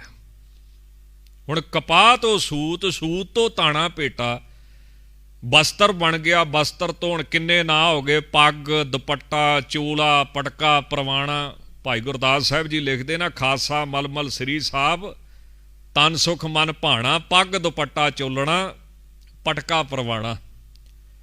ਪਰ ਸਿਆਣੇ ਬੰਦੇ ਨੂੰ ਪਤਾ ਵਾ ਕਿ ਆਪੇ ਆਪ ਵਰਤਦਾ ਗੁਰਮੁਖ ਰੰਗ ਮਾਣਾ। ਇਹਦੇ ਵਿੱਚ ਜਿੰਨੀ ਯਾਤਰਾ ਇਹ ਕਪਾਹ ਦੀ ਆ, ਕਪਾਹ ਹੀ ਵਰਤਦੀ ਪਈ ਆ। ਇਦਾਂ ਹੀ ਗੁਰੂ ਕੇ ਪਿਆਰੇ ਭਾਈ ਗੁਰਦਾਸ ਸਾਹਿਬ ਕਹਿੰਦੇ, ਸੂਤ ਦਾ ਦ੍ਰਿਸ਼ਟਾਂਤ ਕਿ ਵਾਹਿਗੁਰੂ ਹੀ ਸਾਰੇ ਸਰੀਰਾਂ ਵਿੱਚ ਵਰਤਦਾ ਪਿਆ ਹੈ। ਜਾਂ ਦੂਸਰੀ ਉਹਨਾਂ ਨੇ ਉਦਾਹਰਨ ਦਿੱਤੀ ਹੈ ਵੀ ਜਿਵੇਂ ਗੰਨਾ ਕੋਲੂ ਦੇ ਵਿੱਚ ਪੀੜਿਆ ਗਿਆ। ਹੁਣ ਕਿਸੇ ਨੇ ਤੇ ਉਹਦਾ ਗੁੜ ਬਣਾਇਆ, ਰੋੜੀਆਂ ਬਣਾਈਆਂ, ਕਿਸੇ ਨੇ ਸ਼ੱਕਰ ਬਣਾ ਲਈ, ਕਿਸੇ ਨੇ ਉਹਦੀ ਖੰਡ ਬਣਾਈ, ਫਿਰ ਅੱਗੇ ਕਲੀ ਕੰਦ, ਫਿਰ ਉਹ ਮਠਿਆਈ ਦੇ ਵਿੱਚ ਪਿਆ। ਤਾਂ ਇਹ ਜਿੰਨੀ ਯਾਤਰਾ ਹੈ ਇਹ ਸਾਰੀ ਗੰਨੇ ਦੀ ਹੈ। ਹੁਣ ਨਾਮ ਕਿੰਨੇ ਬਣ ਗਏ, ਗੁੜ, ਸ਼ੱਕਰ, ਮਿਸ਼ਰੀ, ਕਲੀ ਕੰਦ, ਮਠਿਆਈ, ਮਿੱਠਾ। ਪਰ ਗੁਰਮੁਖ ਕੀ ਜਾਣਦਾ, ਆਪੇ ਆਪ ਵਰਤਦਾ ਗੁਰਮੁਖ ਸੁਖਾਲਾ। ਇਹ ਸਾਰੀ ਯਾਤਰਾ ਗੰਨੇ ਦੀ ਹੈ। ਇੱਦਾਂ ਵਾਹਿਗੁਰੂ ਹੀ ਸਾਰੇ ਸਰੀਰਾਂ ਵਿੱਚ ਵਰਤਦਾ ਪਿਆ ਹੈ। ਕਿਤੇ ਕੋਈ ਨਾਮ ਹੈ, ਕਿਤੇ ਕੋਈ ਨਾਮ ਹੈ। ਚਲੋ ਇੱਥੇ ਹੁਣ ਸਮਾਂ ਕਾਫੀ ਇਸ ਤੁਕ ਤੇ ਹੋਈ ਜਾਂਦਾ। ਨ੍ਰਿਤ ਦੇ ਵਿੱਚ ਵੀ ਨ੍ਰਿਤ ਰੂਪ, ਚੰਦਰਮਾ ਦੇ ਵਿੱਚ ਵੀ ਚੰਦਰਮਾ ਰੂਪ, ਸੂਰਜ ਦੇ ਵਿੱਚ ਵੀ ਸੂਰਜ ਰੂਪ। ਨਮੋ ਨਾਦ ਨਾਦੇ ਨਾਦ ਦਾ ਵਿਦਵਾਨਾਂ ਨੇ ਅਰਥ ਕੀਤਾ ਸ਼ਬਦ ਤੇ ਧੁਨੀ, ਧੁਨ ਤੇ ਸ਼ਬਦ। ਭਾਈ ਸਾਹਿਬ ਭਾਈ ਕਾਹਨ ਸਿੰਘ ਨਾਭਾ ਜੀ ਨੇ ਨਾਦ ਦੇ ਮੁੱਖ ਦੋ ਭੇਦ ਮੰਨੇ ਨੇ। ਇੱਕ ਧੁਨੀ ਰੂਪ, ਜਿਵੇਂ ਘੰਟੇ ਦੀ ਆਵਾਜ਼, ਨਗਾਰੇ ਦੀ ਆਵਾਜ਼, ਤੇ ਦੂਸਰਾ ਉਹਨਾਂ ਨੇ ਮੰਨਿਆ ਵਰਣ ਰੂਪ, ਜਿਵੇਂ ਬੰਦੇ ਦੀ ਬੋਲੀ। ਹੇ ਅਕਾਲ ਪੁਰਖ ਜੀ, ਜੇ ਨਾਦ ਦਾ ਅਰਥ ਕਰੀਏ ਸ਼ਬਦ, ਤਾਂ ਤੂੰ ਨਾਦ ਸ਼ਬਦ ਵਿੱਚ ਨਾਦੇ ਸ਼ਬਦ ਰੂਪ ਹੈ, ਤੈਨੂੰ ਮੇਰੀ ਨਮਸਕਾਰ ਹੈ। ਵਿਦਵਾਨਾਂ ਨੇ ਸ਼ਬਦ ਦੀਆਂ ਬਿਰਤੀਆਂ ਮੰਨੀਆਂ ਨਾ, ਜਿਵੇਂ ਲਕਸ਼ਣਾ ਬਿਰਤੀ ਹੈ, ਉਹਦੇ ਵੀ ਕਈ ਭੇਦ ਨੇ, ਜਹਿਤੀ ਅਜਹਿਤੀ। ਤਾਂ ਸ਼ਬਦ ਦੀ ਉਹ ਸ਼ਕਤੀ ਜਿਹੜੀ ਸ਼ਬਦ ਦਾ ਗਿਆਨ ਕਰਾਉਂਦੀ, ਜਿਵੇਂ ਪਾਣੀ ਕਿਹਾ ਸਾਨੂੰ ਪਾਣੀ ਦਾ ਗਿਆਨ ਹੋ ਜਾਂਦਾ ਹੈ, ਰੋਟੀ ਕਿਹਾ ਸਾਨੂੰ ਰੋਟੀ ਦਾ ਗਿਆਨ ਹੋ ਜਾਂਦਾ, ਇਹ ਸ਼ਬਦ ਦੇ ਵਿੱਚ ਸ਼ਬਦ ਦੀ ਸ਼ਕਤੀ। ਤਾਂ ਜਿਹੜੀ ਵਸਤੂ ਸ਼ਬਦ ਦੇ ਵਿੱਚ ਬੈਠੀ ਸ਼ਬਦ ਦਾ ਅਸਰ ਪਾਉਂਦੀ ਪਈ ਆ, ਉਹ ਕੌਣ ਹੈ? ਵਾਹਿਗੁਰੂ ਹੈ। ਦੇਖੋ ਕਿੰਨੀ ਬਰੀਕ ਨਿਗਾਹ ਹੋਊਗੀ 10ਵੇਂ ਪਾਤਸ਼ਾਹ ਦੀ। ਜਿਸ ਸ਼ਬਦ ਦੇ ਵਿੱਚ ਵਾਹਿਗੁਰੂ ਬੈਠਾ, ਉਹਦਾ ਤੇ ਅਸਰ ਪਵੇਗਾ, ਉਹ ਤਾਂ ਜੀਵਨ ਪਲਟ ਦੇਗਾ, ਬਦਲ ਦੇਗਾ। ਤੇ ਇਹ ਫੂਕੇ ਸ਼ਬਦ ਕੀ ਦੁਨਿਆਵੀ ਸ਼ਬਦ, ਇਹ ਤਾਂ ਕੱਚੀ ਬਾਣੀ ਆ ਸਾਰੀ। ਇਹਨਾਂ ਦਾ ਕੀ ਐਵੇਂ ਗੀਤ ਗਾਣੇ ਜੇ ਸਵਾਦ ਜੇ ਹੈਗੇ, ਇੱਕ ਵਾਰੀ ਸੁਣੇ, ਦੋ ਵਾਰੀ ਸੁਣੇ, ਬਾਅਦ 'ਚ ਫਿੱਕੇ ਲੱਗਣ ਲੱਗ ਪੈਂਦੇ, ਫਿਰ ਹੋਰ ਕੋਈ ਖਾਓ, ਹੋਰ ਕੋ ਸੁਣੋ, ਹੋਰ ਕੋ ਪੀਓ। ਤਾਂ ਸ਼ਬਦ ਦੇ ਵਿੱਚ ਕੌਣ ਉਹ ਸ਼ਬਦ ਸ਼ਕਤੀ ਬੈਠੀ ਆ ਜਿਹੜੀ ਅਸਰ ਕਰਦੀ ਆ, ਜੀਵਨ ਹੀ ਬਦਲ ਦਿੰਦੀ ਹੈ। ਕਬੀਰ ਸਤਿਗੁਰ ਸੂਰਮੈ ਬਾਹਿਆ ਬਾਣ ਜੋ ਏਕ ਲਾਗਤ ਹੀ ਭੋਏ ਗਿਰ ਪਰਾ ਪਰਾ ਕਰੇ ਜੇ ਸ਼ੇਕ। ਜੀਵਨ ਹੀ ਬਦਲਦਾ। ਏਕ ਸ਼ਬਦ ਮੇਰੇ ਪ੍ਰਾਨ ਬਸਤ ਹੈ, ਬਹੁੜ ਜਨਮ ਨਾ ਆਵਾਂ। ਤਾਂ ਨਾਦ ਸ਼ਬਦ ਦੇ ਵਿੱਚ ਸ਼ਬਦ ਰੂਪ, ਉਹ ਸ਼ਕਤੀ ਰੂਪ ਪਰਮੇਸ਼ਰ ਵਾਹਿਗੁਰੂ ਜੀ ਦੇ ਤਾਂ ਹੀ ਨਮੋ ਨਮਸਕਾਰ ਹੈ। ਜਾਂ ਫਿਰ ਨਾਦ ਮੈਨੇ ਧੁਨੀ ਰੂਪ, ਜਿਵੇਂ ਨਗਾਰਿਆਂ ਦੀਆਂ ਧੁਨੀਆਂ ਨੇ, ਸ਼ੰਖਾਂ ਦੀਆਂ ਧੁਨੀਆਂ ਨੇ। ਹੇ ਅਕਾਲ ਪੁਰਖ ਸੱਚੇ ਪਾਤਸ਼ਾਹ ਜੀ, ਜਿਹੜੇ ਤੇਰੇ ਭਗਤ ਜਨ ਨੇ, ਉਹ ਤੇਰੇ ਗੁਣਾਂ ਨੂੰ ਰਾਗ ਦੀ ਨਾਦ ਮੈਨੇ ਧੁਨ ਦੇ ਵਿੱਚ ਪਾ ਕੇ, ਰਾਗ ਦੀ ਨਾਦ ਧੁਨ ਦੇ ਵਿੱਚ ਪਾ ਕੇ ਨਾਦੇ ਅਲਾਪ ਕਰਦੇ, ਅਲਾਪਚਾਰੀ ਕਰਦੇ ਨੇ। ਤੇਰੇ ਗੁਣਾਂ ਨੂੰ ਸੰਗੀਤ ਵਿੱਚ ਪਾ ਕੇ ਉਹ ਗਾਉਂਦੇ ਨੇ। ਇਸ ਕਰਕੇ ਮਹਾਰਾਜ ਨੇ ਦੇਖੋ ਕੀਰਤਨ ਦੀ ਕਿੱਡੀ ਵੱਡੀ ਮਹਿਮਾ ਕਥਨ ਕੀਤੀ। ਸਤਿਗੁਰੂ ਕੀ ਕਹਿੰਦੇ ਨੇ? ਕਲਯੁਗ ਮਹਿ ਕੀਰਤਨ ਪ੍ਰਧਾਨਾ, ਗੁਰਮੁਖ ਜਪੀਏ ਲਾਏ ਧਿਆਨਾ। ਨਿਰਵਾਣ ਕੀਰਤਨ ਗਾਵੋ ਕਰਤੇ ਕਾ, ਨਮੋ ਨਾਦ ਨਾਦੇ। ਤੇਰੇ ਭਗਤ ਤੇਰੇ ਸੰਤ ਨਾਦ ਮੈਨੇ ਰਾਗ ਦੀ ਧੁਨ ਵਿੱਚ ਉਹਨੂੰ ਪਾ ਕੇ ਨਾਦੇ ਅਲਾਪਦੇ ਆ, ਗਾਉਂਦੇ ਆ, ਤੇਰੀ ਉਸਤਤ ਕਰਦੇ ਹਨ। ਐਸੇ ਵਾਹਿਗੁਰੂ ਤਾਂ ਹੀ ਨਮਸਕਾਰ ਹੈ, ਜਿਹੜਾ ਨਾਦ ਦਾ ਵੀ ਨਾਦ ਰੂਪ ਹੈ। ਨਮੋ ਪਾਨ ਪਾਨੇ। ਪਾਨ ਸ਼ਬਦ ਦੇ ਬਹੁਤ ਜ਼ਿਆਦਾ ਅਰਥ ਨੇ, ਉਹਦੇ ਵਿੱਚੋਂ ਆਪਾਂ ਕੁਝ ਮੁੱਖ ਅਰਥ ਵਿਚਾਰ ਦੇ ਵਿੱਚ ਸੱਚੇ ਪਾਤਸ਼ਾਹ ਦੀ ਉਸਤਤ ਵਿੱਚ ਵਰਤਦੇ ਹਾਂ। ਪਾਨ ਦਾ ਅਰਥ ਹੱਥ ਵੀ ਹੈ, ਪਾਨ ਦਾ ਅਰਥ ਪਾਨ ਦਾ ਪੱਤਾ ਵੀ ਹੈ, ਪਾਨ ਦਾ ਅਰਥ ਸ਼ੋਭਾ ਵੀ ਹੈ, ਵਡਿਆਈ ਵੀ ਹੈ। ਪਾਨ ਦਾ ਅਰਥ ਫਾਰਸੀ ਦੇ ਵਿੱਚ ਪਾਨ ਦਾ ਪੱਤਾ, ਹਿੰਦੀ 'ਚ ਨਾਗਰ ਬੇਲ ਦਾ ਪੱਤਾ, ਤੰਬੂਲ। ਤੇ ਪਾਨ ਕਿਰਿਆ ਵੀ ਹੈ, ਪੀਣਾ ਕਿਸੇ ਚੀਜ਼ ਨੂੰ ਪਾਨ ਕਰ ਲਓ ਜੀ, ਕੋਈ ਚੀਜ਼ ਪੀ ਲਓ, ਕੋਈ ਖਾ ਲਓ। ਤਾਂ ਨਮੋ ਪਾਨ ਪਾਨੇ। ਹੇ ਅਕਾਲ ਪੁਰਖ, ਪਾਨ ਦਾ ਅਰਥ ਕੀ? ਸ਼ੋਭਾ, ਵਡਿਆਈ। ਸ਼ੋਭਾ ਦੀ ਵੀ ਪਾਨੇ ਸ਼ੋਭਾ। ਜਿਵੇਂ ਮਹਾਰਾਜ ਕਹਿੰਦਾ ਮੇਰੇ ਲਾਲਨ ਕੀ ਸ਼ੋਭਾ, ਦੁਨਿਆਵੀ ਸ਼ੋਭਾ ਉਹਦੇ ਸਾਹਮਣੇ ਕੀ ਆ? ਕੁਝ ਵੀ ਨਹੀਂ। ਗੁਰੂ ਸਾਹਿਬ ਦੇ ਤੇਜ ਪ੍ਰਤਾਪ ਅੱਗੇ ਭੀਮ ਚੰਦ ਐਵੇਂ ਥੋੜ੍ਹੀ ਝੁਕ ਗਿਆ ਸੀ, ਜਿੱਡੀ ਵੱਡੀ ਉਹਨਾਂ ਦੀ ਸ਼ੋਭਾ ਸੀ, ਤੇਜ ਪ੍ਰਤਾਪ ਸੀ, ਉਹਦੇ ਅੱਗੇ ਕੁਝ ਵੀ ਨਹੀਂ, ਫਿੱਕਾ ਪੈ ਗਿਆ। ਜਿਵੇਂ ਸੂਰਜ ਸਾਹਮਣੇ ਟਟਹਿਣਾ ਜਾਂ ਦੀਵੇ ਦੀ ਜੋਤ। ਤਾਂ ਉਹ ਸ਼ੋਭਾ ਦੀ ਵੀ ਸ਼ੋਭਾ ਹੈ। ਜਿਵੇਂ ਮਹਾਰਾਜ ਕਹਿੰਦੇ ਨਾ, ਬਨ ਤਨ ਮਹੀਪ ਜਲ ਥਲ ਮਹਾਨ, ਜਹਿਤ ਹੈ ਪ੍ਰਸੋਹ ਕਰਣਾ ਨਿਧਾਨ, ਜਗਮਗਤ ਤੇਜ ਪੂਰਨ ਪ੍ਰਤਾਪ, ਅੰਬਰ ਜ਼ਮੀਨ ਜੇ ਜਪਤ ਜਾਪ। ਤਾਂ ਹੇ ਸੱਚੇ ਪਾਤਸ਼ਾਹ, ਆਪਦੇ ਤਾਂ ਹੀ ਨਮਸਕਾਰ ਹੈ, ਕਿਉਂਕਿ ਜਿੰਨੀ ਪਰਮੇਸ਼ਰ ਦੀ ਸੁਹੱਪਣ ਸੋਹਣਾ ਵਾ, ਸ਼ੋਭਾ ਹੈ, ਇੰਨੀ ਕਿਸੇ ਦੀ ਵੀ ਨਹੀਂ। ਤਾਂ ਦੁਨਿਆਵੀ ਸੁੰਦਰਤਾ ਨੂੰ ਵੀ ਸੁੰਦਰਤਾ ਦੇਣ ਵਾਲਾ ਉਹ ਕੌਣ ਹੈ? ਵਾਹਿਗੁਰੂ ਪਰਮੇਸ਼ਰ, ਸ਼ੋਭਾ ਦੀ ਵੀ ਸ਼ੋਭਾ। ਨਮੋ ਪਾਨ ਪਾਨੇ, हे ਅਕਾਲ ਪੁਰਖ ਜੀ, ਪਾਨ ਆਗਿਆ ਕਰਨ ਵਾਲੇ, ਹੁਕਮ ਕਰਨ ਵਾਲੇ, ਉਹਨਾਂ ਦੇ ਉੱਪਰ ਵੀ ਤੇਰੀ ਪਾਨੇ ਆਗਿਆ ਚੱਲ ਰਹੀ ਹੈ। ਤੇਰੇ ਤਾਈਂ ਸੱਚੇ ਪਾਤਸ਼ਾਹ ਨਮਸਕਾਰ ਹੈ। ਨਮੋ ਬਾਦ ਬਾਦੇ, ਬਾਦ ਕਹਿੰਦੇ ਚਰਚਾ ਨੂੰ, ਵਿਚਾਰ ਨੂੰ। हे ਅਕਾਲ ਪੁਰਖ ਜੀ, ਤੂੰ ਹੀ ਬਾਦ ਚਰਚਾ ਵਿੱਚ ਉੱਤਮ ਬ੍ਰਹਮ ਗਿਆਨ ਦੀ ਬਾਦੇ ਚਰਚਾ ਹੋ। ਜਿੰਨੀਆਂ ਦੁਨਿਆਵੀ ਚਰਚਾ ਨੇ, ਇਹਨਾਂ ਵਿੱਚੋਂ ਸਭ ਤੋਂ ਸੁੰਦਰ, ਮਨ ਨੂੰ ਠੰਡ ਪਾਉਣ ਵਾਲੀ, ਸ਼ਾਂਤ ਕਰਨ ਵਾਲੀ ਬ੍ਰਹਮ ਗਿਆਨ ਦੀ ਚਰਚਾ ਹੈ, ਵਿਚਾਰ ਹੈ।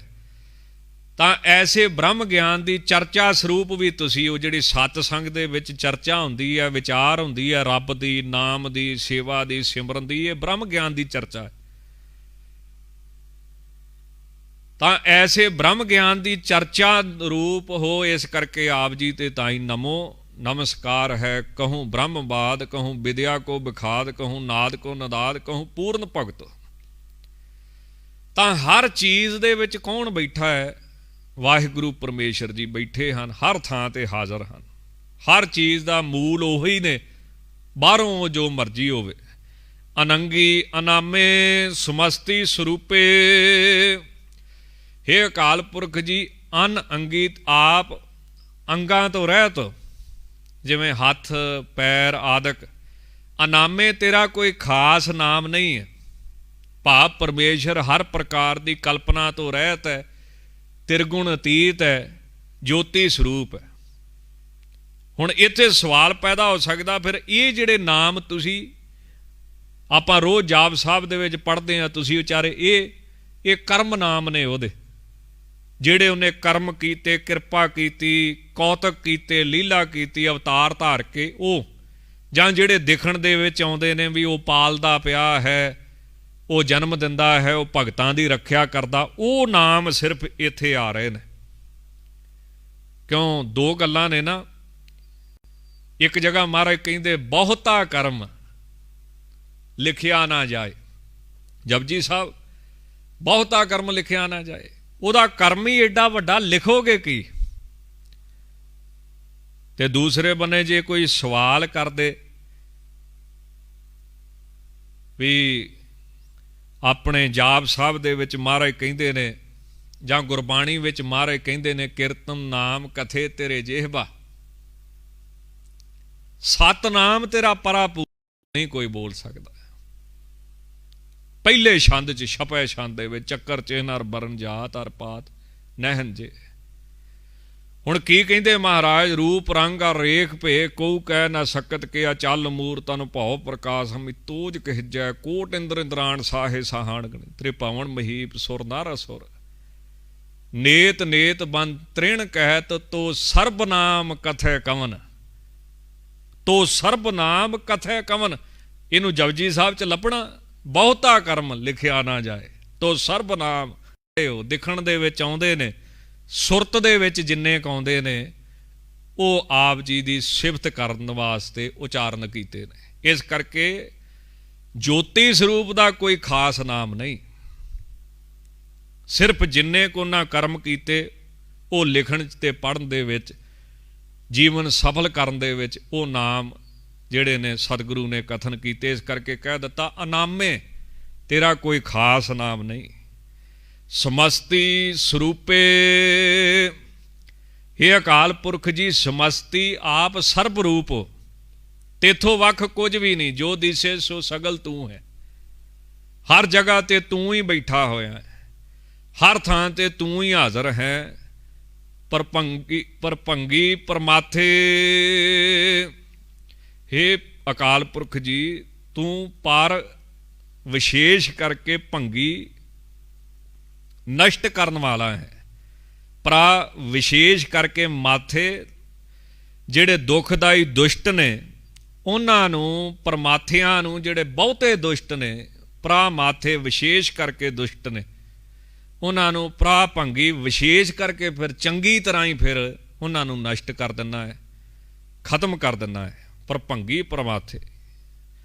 ਪਾਪੀਆਂ ਨੂੰ ਨਾ ਦੇਈ ਥਿਰ ਰਹਿਣ, ਚੋਰਨ ਨਰਕ ਘੋਰ ਚਾਲਿਆਨ। ਪਰ ਭੰਗੀ ਪ੍ਰਮਾਥੇ ਦਾ ਅਰਥ ਜਾਂ ਦੂਸਰਾ ਕਰਦੇ ਨੇ, ਹੇ ਅਕਾਲ ਪੁਰਖ ਜੀ, ਤੂੰ ਭੰਗੀ ਨਾਸ ਤੋਂ ਪਾਰ ਪਰੇ ਹੈ। ਪਰ ਭੰਗੀ ਹੈ ਨਾ ਸ਼ਬਦ, ਪਰ ਮੈਨੇ ਵਿਸ਼ੇਸ਼ ਕਰਕੇ, ਤੇ ਪਰ ਦਾ ਅਰਥ ਇਹ ਵੀ ਹੁੰਦਾ ਪਰੇ। ਭੰਗੀ ਮੈਨੇ ਨਾਸ, ਤੁਸੀਂ ਭੰਗੀ ਨਾਸ ਹੋਣ ਤੋਂ, ਖਤਮ ਹੋਣ ਤੋਂ ਪਾਰ ਪਰੇ ਹੋ। ਤੇ ਪ੍ਰਮਾਥੇ, ਹੁਣ ਪ੍ਰਮਾਥੇ ਦਾ ਅਰਥ ਕੀ ਹੁੰਦਾ? ਪਰਮਾਰਥ, ਪਰਮਅਰਥ। ਜਿਵੇਂ ਪੁਰਸ਼ਾਰਥ ਹੁੰਦਾ ਨਾ, ਵੀ ਪੁਰਸ਼ ਦੀ ਅਰਥ ਪਰਮੇਸ਼ਰ ਆ, ਸਾਰ ਵਸਤੂ। ਜਿਹਨੇ ਉਹਨੂੰ ਪ੍ਰਾਪਤ ਕਰ ਲਿਆ, ਉਹਨੂੰ ਕਿਸੇ ਚੀਜ਼ ਦੀ ਲੋੜ ਨਹੀਂ।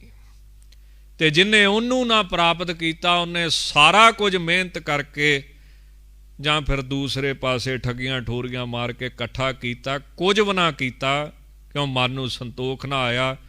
ਤੇ ਜਿਹਨੇ ਵਾਹਿਗੁਰੂ ਨੂੰ ਪ੍ਰਾਪਤ ਕਰ ਲਿਆ, ਉਹਨੇ ਸਭ ਕੁਝ ਹੀ ਪ੍ਰਾਪਤ ਕਰ ਲਿਆ। ਐਸਾ ਪਰਮਾਰਥ ਸਰੂਪ ਹੈ ਸਮਸਤੀ ਵਿਭੂਤੇ। ਇਹ ਅਕਾਲ ਪੁਰਖ ਜੀ, ਆਪ ਜੀ ਸਮਸਤੀ ਸੰਪੂਰਨ, ਵਿਭੂਤੇ ਵਿਭੂਤੀ, ਸੰਪਦਾ ਦੇ ਮਾਲਕ ਹੋ। ਕਿਉਂ ਹੋਰ ਜਿੰਨੇ ਸੱਜਣ ਨੇ ਉਹਨਾਂ ਪਾਸ ਧਨ ਦੌਲਤ ਤੇ ਹੈ, ਪਰ ਸੰਪੂਰਨ ਨਹੀਂ। ਉਹਨਾਂ ਨੂੰ ਘਾਟ ਰੜਕਦੀ ਪੈਂਦੀ ਰਹਿੰਦੀ ਹੈ। ਤੁਸੀਂ ਦੇਖਿਆ ਹੋਊਗਾ ਵੀ ਇੱਕ ਚੀਜ਼ ਆ ਜੇ ਤੇ ਫਿਰ ਦੂਜੀ ਦੀ ਇੱਛਾ ਹੋ ਜਾਂਦੀ ਹੈ। ਫਿਰ ਦੂਜੇ, ਜੇ ਕੋਈ ਬੰਦਾ ਲੱਖਾਂ ਪਤੀ ਹੋ ਜੇ, ਫਿਰ ਉਹ ਕਰੋੜਾਂ ਪਤੀ ਵੱਲ ਝਾਕਦਾ ਵੀ ਇਹਦੇ ਜਿੰਨੇ ਨਹੀਂ ਮੇਰੇ ਤੋਂ ਹੈਗੇ ਅਜੇ। ਹੁਣ ਜਿਹੜੇ ਕਰੋੜਾਂ ਪਤੀ ਹੋ ਗਏ, ਉਹ ਫਿਰ ਅਰਬਾਂ ਪਤੀ ਵੱਲ ਝਾਕਦੇ ਨੇ ਵੀ ਉਹਦੇ ਜਿੰਨੇ ਸਾਡੇ ਕੋਲੇ ਨਹੀਂ ਹੈਗੇ। ਤਾਂ ਇੱਦਾਂ ਉਹਨਾਂ ਨੂੰ ਘਾਟ ਲੱਗੀ ਰਹਿੰਦੀ ਹੈ ਸਾਰੀ ਉਮਰ।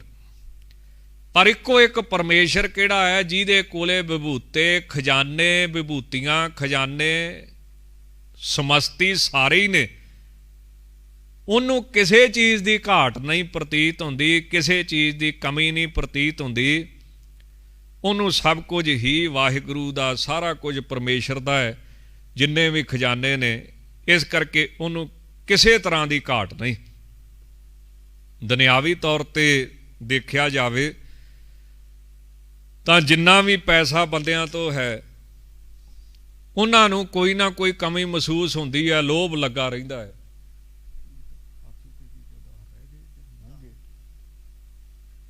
ਉਹਨਾਂ ਤੋਂ ਜਿੰਨਾ ਵੀ ਪੈਸਾ ਹੈ, ਉਹ ਉਹਨਾਂ ਦੇ ਵਾਸਤੇ ਫਿਰ ਵੀ ਦੁੱਖਦਾਈ ਹੀ ਬਣਦਾ ਹੈ। ਕਿਉਂਕਿ ਪੈਸਾ ਇਕੱਲਾ ਨਹੀਂ ਆਉਂਦਾ ਬੰਦੇ ਕੋਲ, ਪੈਸੇ ਦੇ ਨਾਲ ਹੋਰ ਵੀ ਬੜਾ ਕੁਝ ਮਨੁੱਖ ਨੂੰ ਪ੍ਰਾਪਤ ਹੁੰਦਾ ਹੈ, ਜਿਹੜਾ ਦਿਖਣ ਦੇ ਵਿੱਚ ਨਹੀਂ ਹੁੰਦਾ। ਰੋਗ ਸੋਗ ਆਉਂਦੇ ਨੇ। ਉਦਾਹਰਣ ਦੇ ਤੌਰ ਤੇ ਕੇਵਲ 1 ਮਿੰਟ ਵਾਸਤੇ, ਸਮਾਪਤੀ ਦਾ ਸਮਾਂ ਹੋ ਗਿਆ, ਦੁਨੀਆ ਦੇ 8 ਬੰਦੇ ਸਭ ਤੋਂ ਅਮੀਰ, ਸਭ ਤੋਂ ਜ਼ਿਆਦਾ,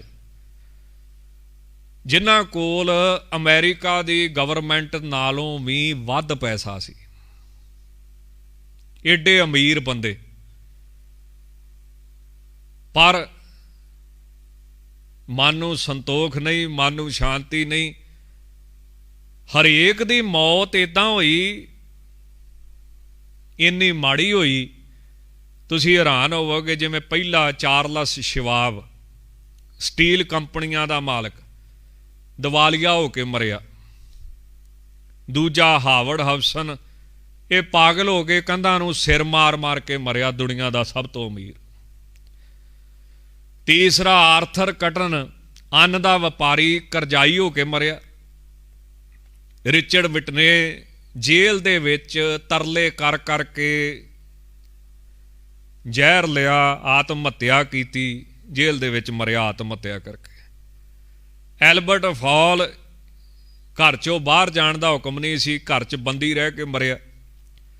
ਹੋਰ ਜੈਸੀ ਲੀਵਰ, ਵੱਡਾ ਖਰੀਦਦਾਰ ਸੀ ਵਾਲ ਸਟਰੀਟ ਦਾ, ਆਤਮ ਹੱਤਿਆ ਕਰਕੇ ਮਰਿਆ।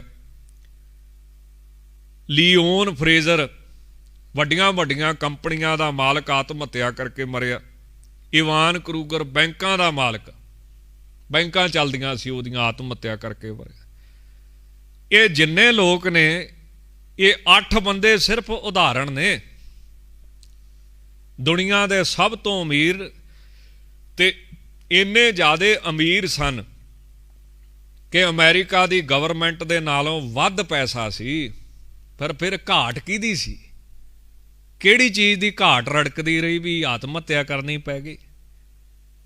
किहड़ी चीज़ की घाट रड़कदी रही भी कंधां नूं सिर मार मार के मरे? तां हर बंदे नूं जिंदगी दे विच कोई ना कोई कमी रहिंदी है। संपूर्णता सिर्फ परमेश्वर पास है। इसे करके जदों संत कोई जां चढ़ाई कर जाण जां जिउंदे होण कोई परमेश्वर तक पहुँचे होण उन्हां दे नाम नाल लिख दिता जांदा ना पूर्ण संत। पूर्ण सिर्फ उही है, होर कोई पूर्ण नहीं है। पूर्ण वो है जिन्हों परमेश्वर मिल गया। परमेश्वर दे पास ही समस्ती विभूते संपूर्ण विभूतियां दा मालक आ, खजानियां दा मालक है। ਉਹਦੀ प्राप्ति होवे ते संपूर्णता हुंदी है, नहीं तो किसी की संपूर्णता नहीं हुंदी। भावें सब कुछ कमा ले तां भी घाट रड़कदी रहिंदी है। इस करके दसवें पातशाह की कहिंदे, परभंगी परमाथे समस्ती विभूते। ये पावन पवित्र विचार करदियां होइयां भुलां चुकां दी खिमा जी।